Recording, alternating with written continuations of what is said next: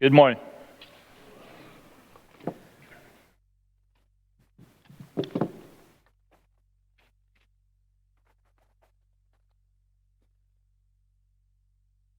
May 18th, 1986. It was a beautiful day in Southern California.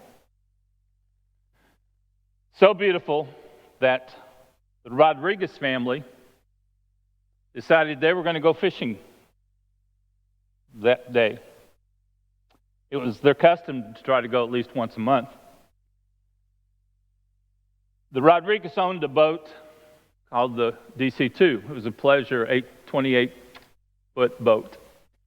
And that particular day, Thomas and Petra, the parents, Desiree, 9-year-old daughter, and Tricia, 5-year-old daughter, and for the first time, Thomas's sister Corinne and brother-in-law Alan went with them. Their tradition was to go out in the Pacific Ocean to the Catalina Islands. And if you can imagine, that's about 29 miles off the coast of Long Beach, California. And this particular day, again, it was a beautiful day when they left. They set out and they fished all day on the 18th and into the evening. And then, as the routine was, they headed back towards shore. And as they headed back towards shore, they encountered some very dense fog. If you've ever been out in that area or in the Northern California area, you know that it's very common in the spring and the summer for the fog to come in off the Pacific Ocean. And as they were coming back, Desiree and her younger sister were down in the lower deck with their head on a table, asleep, exhausted from the day. And not too long after they had gone into sleep, their father startled them and says, "Get off the boat. The boat is sinking. Get off the boat." And so they all jumped into the Pacific Ocean. The girls had life jackets on, the adults did not, for some reason. Now, if you've ever been in the Pacific Ocean along California, the highest temperature in that particular part of the Pacific Ocean is 63 degrees. So you know when you get into that water, and if you're in there any length of time, it's really easy to become hypothermia. Your whole body has a tendency to freeze. And so there they were in the dark of the night. And after a little bit, the father said, I'm going to swim, and I'll go get some help, and I'll be back. He takes off swimming, never comes back. Then, a little bit later after that, Petra starts foaming at the mouth, meaning her systems have shut down because of the cold water. And she dies. And Desiree finds some rope there because just the bow of the boat is sticking out. And somehow she finds some rope and she ties her mother to that boat. Not long after that, her sister dies. Now left there is her uncle, her aunt, and Desiree. It's now, night has gone on to the next morning. Literally, they've been in the water all night long. And as it goes on, Desiree and her aunt kind of go in and out of consciousness, and they keep reminding each other, daydreaming about, when we get rescued out of this, what they're going to do. Well, the uncle loses hope, and he starts swimming off like the father did. And Desiree swims after him, catches up with him, but doesn't have enough strength to hold him up, and eventually he sinks into the ocean. And so there is the aunt and Desiree. Sometime a little bit later, the aunt succumbs. Desiree's left there in the ocean by herself, thinking, I've got to get away from this boat. I don't know what I'm going to do, but I've got to get away from this boat. Well, it so happens the morning of the 19th, because see, we're at noon now of the 19th. The morning of the 19th, two other young men that had just recently gotten their sea captainship took 35 people with them on their boat out on a fishing expedition. When they left that morning, early that morning on the 19th, it was the same as what the Rodriguez were experiencing, dense fog. But they got out in the Pacific Ocean and they fished for a while, and they thought, well, man, the fish aren't biting. Let's try one more place. And they did. And all of a sudden the fish started biting. And so they fished into the middle of the afternoon. And then they were on their way back. And one of the captains that was piloting that boat looked at his binoculars and says, I see some kind of shiny object out there. And it looks like something's floating out there. And so they steered their boat over to that direction. They're about 7 miles off the island of Catalina. And as they get closer, they see one person tied up in ropes, looking dead. They see another one face down, and then all of a sudden they see this bobbing head. There's a reason. And so they steer over there. They call the Coast Guard. One of the other pilots jumps in, and he grabs that girl, and he knows she's a little bit conscious. And so he brings her back to the boat. And by the time they get back to the boat, the Coast Guard's there. See, that 9-year-old girl was the only one that survived that ordeal. She felt helpless, and she was totally helpless there in the ocean. But yet she held out hope that somehow she would be rescued. In Mark chapter 5, and I invite you to turn over there, that's where we're going to be for the rest of the time this morning, we encounter 3 people that were involved in some kind of tragedy. Helpless people that couldn't solve their tragedy. The first one we're introduced to is a man that's in the tombs. In fact, Mark emphasizes 3 times this man is in the tombs. The reason why that man is in the tombs is because he's so demon-filled that he has no control over his body. Jesus has just finished up talking about scattering seeds, and he's told his disciples, let's go to the other side of the lake. And the other side of the lake was where the Gerasenes were. It was a broad area called the Decapolis. And so Jesus gets off the boat. This man sees Jesus. And he rushes and he falls at the feet of Jesus. And he says, what do you want with me, Son of God? You here to torture us? Are you here to destroy us? Of course, that's the demons speaking. And Jesus looks at him and says, come out of this man. See, this man was so distressed and so in control, being controlled by the demons, the fact that day and night he would cry out in the tombs. He was a total outcast. He was out in the country where no one wanted anything to do with him. They'd even tried to chain him down, and the chains had been broken. Not only was an outcast, the people in town were afraid of this guy. And so when Jesus gets off the boat, and this man comes and he falls at the feet of Jesus, and Jesus says, evil spirits, demons, come out of this man. Well, the demons look at Jesus and they say, well, don't destroy us. You see, a little bit further away from there, pretty close to the tombs, were some herdsmen with about 2,000 pigs. And so the demons say, send us to the pigs, but don't totally destroy us. And Jesus says, okay, you go to the pigs. Well, they go to the pigs, and what happens? The pigs run down the side of the hill and into the lake, and they die. Now think, you're one of those herdsmen that were watching those pigs.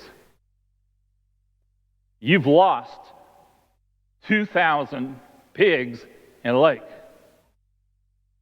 Wow, they're out of here. They run to town. They say, hey, Come see what happened to the pigs. This is what happened. We were watching the pigs, and all of a sudden, they just ran down the side of the mountain or the hill and into the lake, and they're drowned. And so the townspeople come running out to Jesus. And what do they see?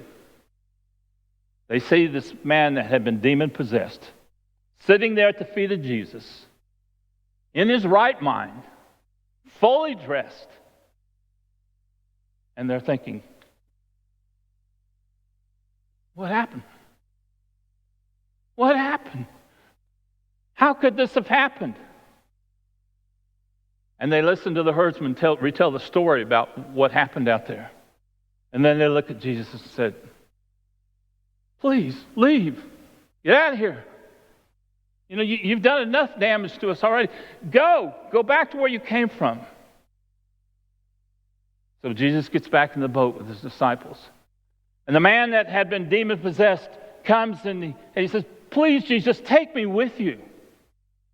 Let me go with you. And look at what Jesus responds to the man.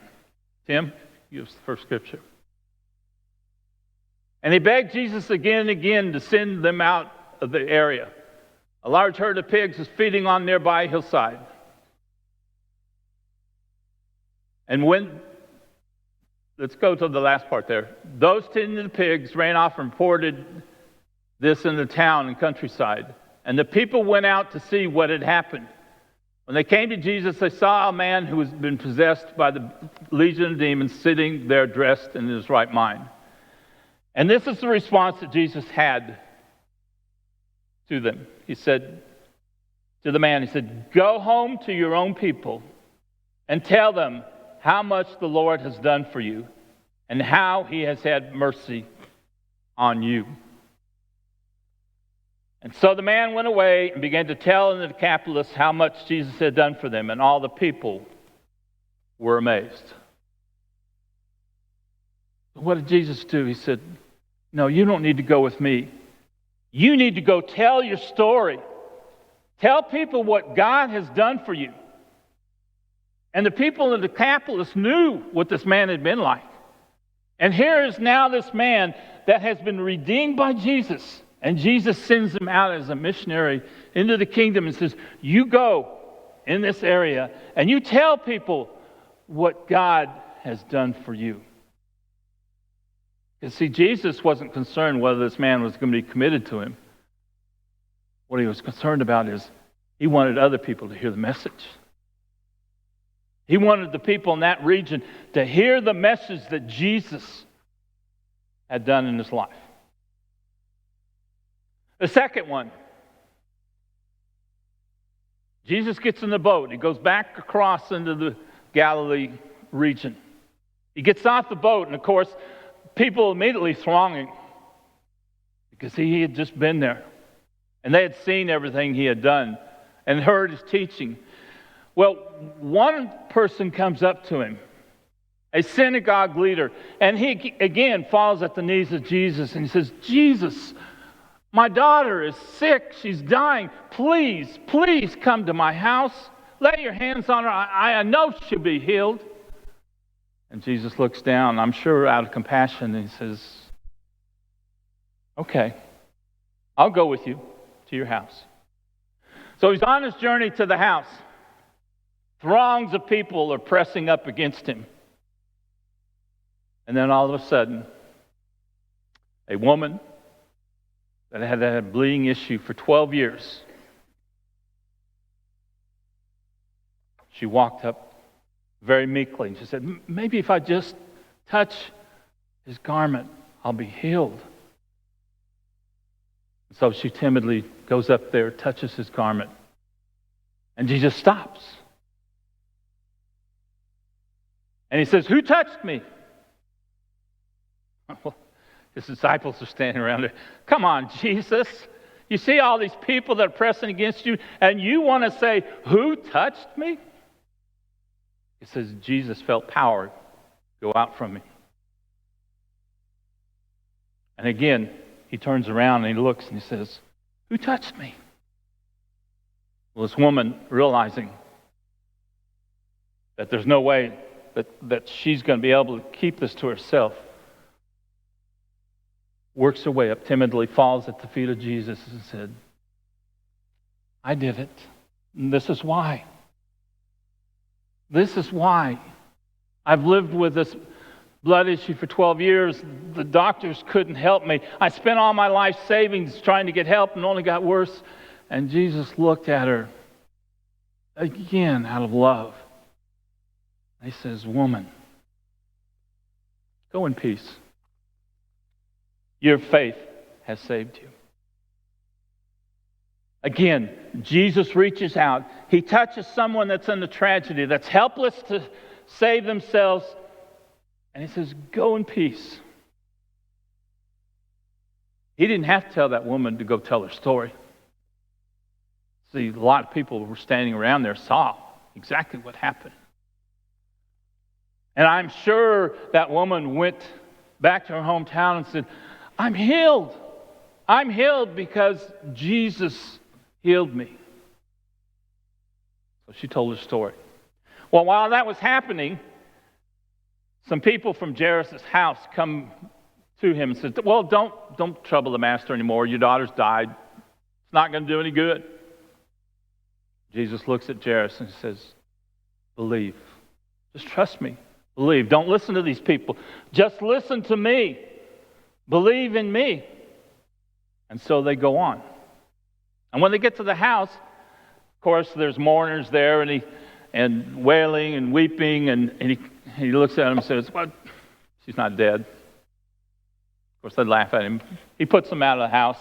He takes only Peter, James, and John and the parents into that house. And he reaches out and he says words to this little girl, takes her by the hand and raises her and stands her up. You see, in the first two instances, the man with the demon and the woman with the issue of blood, they weren't amazed at what Jesus did. But this girl's parents looked at it and said, wow, what just happened? And Jesus says, give her something to eat. You really don't believe. The only way you'll believe is if you give her something to eat and you physically see her ingest that food. And he looks at those parents and he says, don't tell anybody what happened here. Why would Jesus do that? Why would he tell the man that was demon-possessed to go and tell everybody about it and assume that the woman that was healed would do the same? Because, see, that synagogue leader really, really didn't believe in the power of Jesus. He wanted to, but he really didn't. And he knew that if they were to go tell that story, they would not give Jesus the credit. And the people there would not believe. See, Jesus didn't heal that girl so the parents would believe. He healed it so his disciples would truly see that he has that power to heal. See, Jesus not only talked about the kingdom, he not only taught about the kingdom, he demonstrated the kingdom in people's lives. These three incidents here are recorded in Matthew, Mark, and Luke. And I think they're in all those three Gospels because Jesus wanted to make a serious point that not only did he want people to hear the message, he wanted them to see the message and see the results of the message. Jesus truly had compassion on people, especially those that were oppressed, those that were totally helpless. He had compassion. What about you and I? Where do we fit into this? If you've not yet lived long enough, you will live long enough to face some kind of serious tragedy in your life that will leave you feeling helpless. Meaning you have no vision in your mind how you're going to solve this, how you're going to get out of it. Who do you look to when that happens? Or who did you look to? Did you look to some kind of human wisdom of this world that would say, oh, yeah, if you just do this and you do this and everything will be okay? Or did you trust in the Father and the Son? You see, Jesus is saying to you and I, when you experience a helpless tragedy in your life, trust me. Trust my power. Trust me to walk through it with you, and I will take you. And not only will I take you through it, He will do as He did to the demon-possessed man and the woman that had the issue of blood. He will elevate them up to a life that they had not experienced, and the power of that life. You see, when we face a tragedy in our life that we look at and say, oh, there's no way out of this. I can't see an end to it. Jesus says, I can. And I will bring it in. And when I do, I will elevate your life to a higher plane. You see, our hope needs to be in Jesus and in His blood and His righteousness. And you see, when He lifts us out of that tragedy and He gives us that hope, He then gives us a story. And He says, go and share that story with others. And share with people what I've done in your life. That's what attracts people to Jesus. You see, when He gives us a story and He elevates our life and He says, oh, I have so much more to do in your life. And when we tell people in a loving, compassionate way that are going through a tragedy, you know what? I've been there. I've done that. And I'm no better than you, but you know how I got through it? Jesus. Jesus got me through it. That's when people start listening to the message of Jesus. Not when we boastfully say, well, let me set you straight. You know, I have all the words of life, and I'm going to set you straight.